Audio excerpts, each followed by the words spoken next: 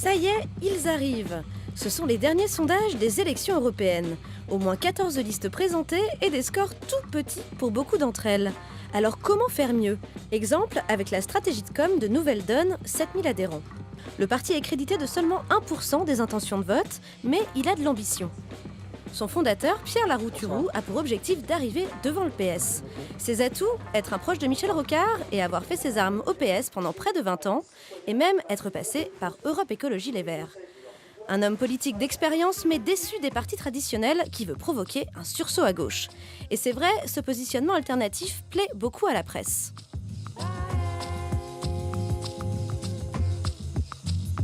Mais la presse écrite, c'est bien, sauf que ça ne suffit pas pour réussir.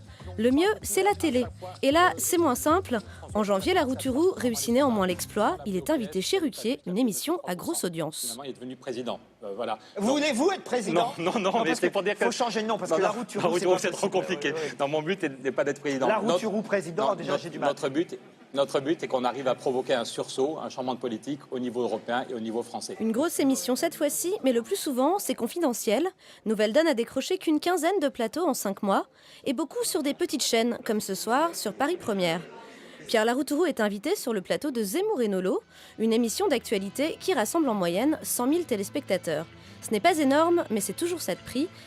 D'autant plus que c'est formateur, jamais facile d'en placer une face à deux présentateurs connus pour leurs critiques. Il faut s'imposer pour faire passer un message politique sérieux. Continuons comme ça. Allez-y, monsieur Larouturou, allez-y. Qu'est-ce qui va se passer? Ça dépend de ce que vont faire les citoyens aux européennes. Là, nous, notre espoir à Nouvelle Donne, c'est que les municipales...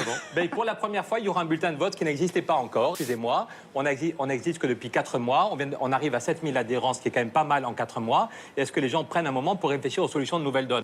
L'objectif de Pierre Larouturou est clair, multiplier les fenêtres de visibilité pour pouvoir parler autrement que ses concurrents. Pour lui, c'est une bonne stratégie pour séduire les électeurs. Les citoyens attendent, je crois que beaucoup de citoyens attendent quelque chose de nouveau. On est dans un pays où les gens croient à la politique, mais sont en colère contre les politiques actuelles. Donc comment trouver de l'information? Il y a les réseaux, il y a Internet, il y a les rencontres de quartier, et puis il y a la télévision. Et voilà, on zappe. Si c'est que des conneries, on continue à zapper. Et s'il y a un truc qui nous paraît intéressant, on reste.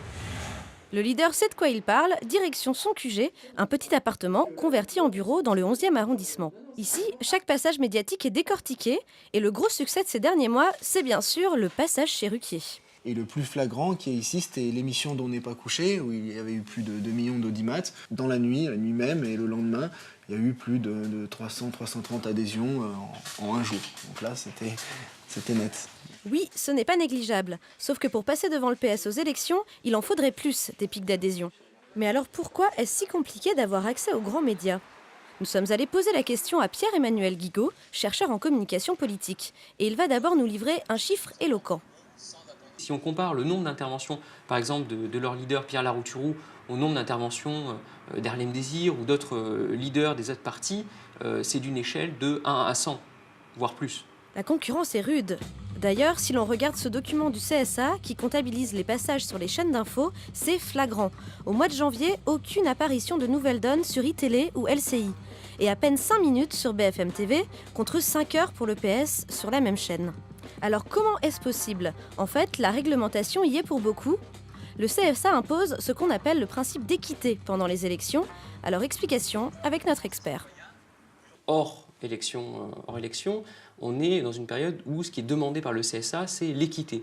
Et cette équité se fonde sur quoi? Se fonde en général sur les résultats obtenus aux précédentes élections. Or, en l'occurrence, Nouvelle Donne est un nouveau parti qui tente d'émerger et qui, du coup, ne peut pas s'appuyer sur cet aspect élu et donc une certaine représentation. Donc, c'est effectivement plus difficile pour lui que pour d'autres mouvements pour percer ce qu'on peut appeler un plafond de verre. C'est difficile pour Nouvelle Donne, mais c'est aussi difficile pour nous citoyens, un autre petit nouveau.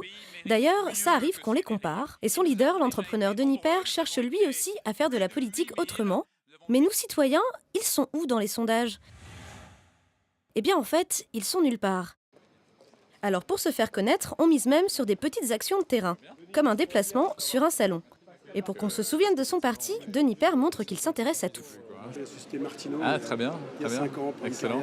Très bien, formidable, excellent. Dans l'ombre du chef, il y a une spécialiste de la com politique. Amélie Le Breton a fait ses preuves dans plusieurs grandes institutions. Et pour elle, communiquer pour un petit parti, ça n'a rien d'évident. On est un mouvement politique et pourtant les journalistes politiques sont assez méfiants en se disant de toute façon vous ne percerez jamais, ça c'est déjà vu, les gens de la société civile qui veulent faire de la politique, ça ne marchera pas. Ce qui est compliqué pour nous, c'est du coup comment émerger dans les médias et comment faire parler de nous différemment. Il faut donc se différencier et pour cela, chaque parti a une stratégie. Nouvelle Donne, lui, mise sur le meeting de proximité et il soigne le décor, un théâtre parisien à l'italienne, une salle élégante, plutôt intimiste, avec même une fanfare pour l'ambiance.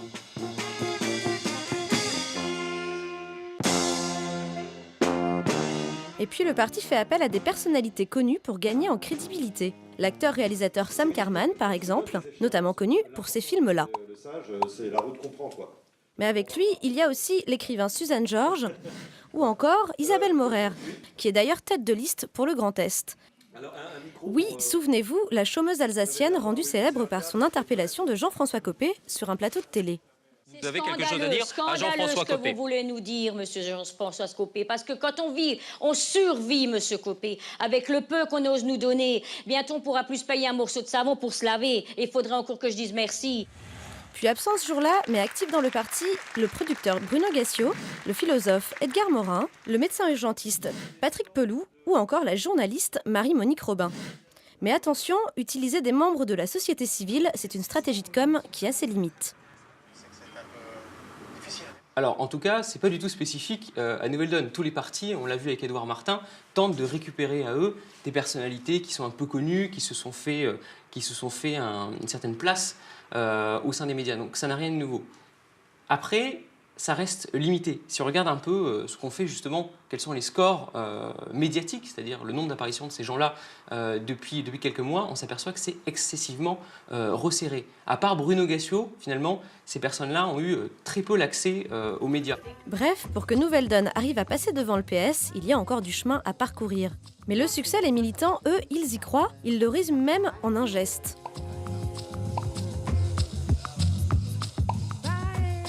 Seulement, Nouvelle Donne ne décolle pas des 1%, décidément pas facile de faire sa place quand on est un petit parti.